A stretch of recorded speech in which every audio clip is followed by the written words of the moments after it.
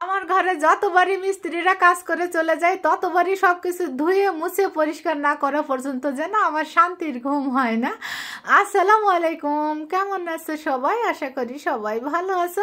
আলহামদুলিল্লাহ, আমিও আল্লাহর রহমতে ভালো আছি।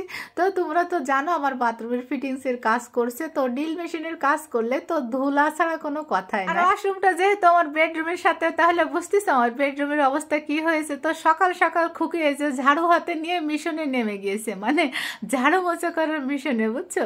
তা আমার মতো এরকম খুঁতখুঁতি কে কে আছে আপনারা কমেন্ট করে জানে। মানে যতক্ষণ পর্যন্ত এই ধুলাবালি পরিষ্কার করে না উঠতে পারবো ততক্ষণ পর্যন্ত না আমার স্বস্তিই লাগবে না। তো আমি কিন্তু বিছানাটা চেঞ্জ করে ফেলেছি, আর যা যা ধোয়া ছিল না সবকিছু একবারে এই যে ওয়াশিং মেশিনে দিয়ে দিয়েছি। আর আমার ওয়াশরুমের অবস্থা তোমাদের দেখাচ্ছি। আর এখনো তো অ্যাডজাস্ট ফ্যান লাগাতে পারিনি, মানে ওই মিস্ত্রি লাগাতে পারবে না, আরেকটা মিস্ত্রি ডাকতে হবে। আর খালাকে বলছে আজকে সুন্দর করে না রুমগুলো মুছবো, তা 2-3 বার পানি পাল্টে সুন্দর করে না রুমগুলো কিন্তু মুছে পরিষ্কার করে দিয়েছে। আর ওয়াশরুমটা না আমি এই ফাঁকে সুন্দর করে কিন্তু পরিষ্কার করে নিয়েছি, একদম ওয়াল সহ ধুয়ে ফেলছি। এই কাজগুলো আমি খালাকে করতে দিই না কেন, খালা আমার মতো করে না পরিষ্কার করবে না, দেখা গেল পরিষ্কার করে চলে গেল, আমাকে আবার না ধুতে হলো, এই জন্য এগুলো আমি খালাকে দিয়ে করাই না।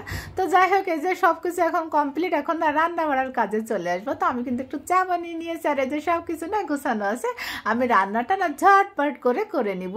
আর সবকিছু গোছানো থাকলে কিন্তু রান্না করতে বেশিক্ষণ লাগে না। তো যাই হোক, এই কই মাছগুলো কিন্তু ম্যারিনেট করা ছিল, তো আমি এগুলো ভাজতে দিয়েছি, আমি কিন্তু চা খাচ্ছি আর এই রান্নাটা করে নিব। তো এই কই মাছগুলো একটু বড় সাইজ, তো আমি একটু সময় নিয়ে না ভেজে নিয়েছিলাম। একটু ভালো করে না ভাজলে বড় সাইজের মাছগুলো না খেতে একদমই ভালো লাগে না, মনে হয় ভিতরে কাঁচা কাঁচা থাকে। আর এই তেলে আমি রান্নাটা শেষ করব। তো এখানে এই যে পেঁয়াজ কুচি দিয়েছি, আদা রসুন পেস্ট দিয়েছি, আর স্বাদ বুঝে লবণটা দিব রোজকার মতো আমি যেভাবে রান্না করি। ওই যে আদা রসুন পেস্ট পেঁয়াজের সাথে একটু ভেজে নিয়ে পেঁয়াজটা যখন নরম হয়ে আসে তখন আমি বাকি সব গুঁড়া মশলা এই যে একে একে অ্যাড করে নিয়ে একটু ভেজে তারপরে অল্প পানি দিয়ে আমি মশলাটা সুন্দর করে কষিয়ে নিয়ে তারপরে আমি সবজিটা দিই। দিয়ে সবজিটা একটু আমি নেড়ে চেড়ে মিশিয়ে দিব, দিয়ে ঢাকনা দিয়ে ঢেকে না এটা খানিকক্ষণ কষিয়ে নিব।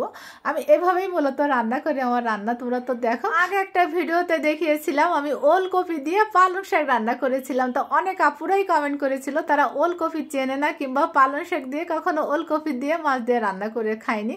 আর অনেক আপুরাই বলছে ও শালগম, তো আমি জানি না তোমরা ওলকপিকে শালগম বলো নাকি, অনেকেই তো, আমরা তো ওলকপি বলি। আর ওলকপি দিয়ে আমি কিন্তু পালং শাক দিয়ে সবসময় রান্না করে খাই। তো সেই ভিডিওটা আমি তোমাদের মধ্যে শেয়ার করেছিলাম। আসলে এক এক অঞ্চলে হয়তো এক একভাবে রান্না করে। আর আম্মাকে সবসময় দেখেছি ওলকপির সাথে বেগুন মাছ দিয়ে রান্না করতে, না হলে ওলকপি পালং শাক মাছ দিয়ে রান্না করতে। তো আমরাও এইভাবে রান্না করি, খেতে কিন্তু ভালোই লাগে।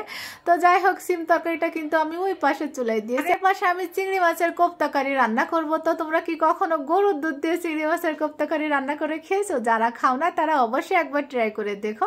আমরা তো সবসময় নারকেল দুধ দিয়ে খাই, তো নারকেলের দুধের টেস্টটা কিন্তু একরকম, আর এই গরুর দুধের টেস্টটা কিন্তু আরেক রকম, দুটো কিন্তু দুই রকম স্বাদ পাওয়া যায়। এই চিংড়ি মাছটা আমি খোসা ছাড়িয়ে ব্লেন্ড করে নিয়েছি, তারপর পেঁয়াজ বেরেস্তা বাকি সব গুঁড়া মশলাগুলো দিয়েছিলাম, স্বাদ বুঝে লবণ দিয়েছিলাম। আর এখানে আমি কিন্তু আদা পেস্ট দিই না, শুধু রসুন পেস্টটা দিয়েছি। এই যে মশলা কিভাবে কষিয়ে নিয়েছি, তারপরে তো পরের মতো দুধ দিয়েছি, দিয়ে তারপরে ওই যে চিংড়ি মাছ না ছোট ছোট বলের মতো করে দিয়ে দিয়েছি। এটা কিন্তু রান্না হতে বেশিক্ষণ লাগে না, এই দেখো রান্না হয়ে গিয়েছে। আর এটা আমি নামিয়ে নিয়েছি, আর উপরে একটু পেঁয়াজ বেরেস্তা দিব। আর ওদিকে কিন্তু আমার সিমের তরকারিটা কিন্তু হয়ে গিয়েছিল, উপরে একটু ধনে পাতা কুচি দিয়েছিলাম।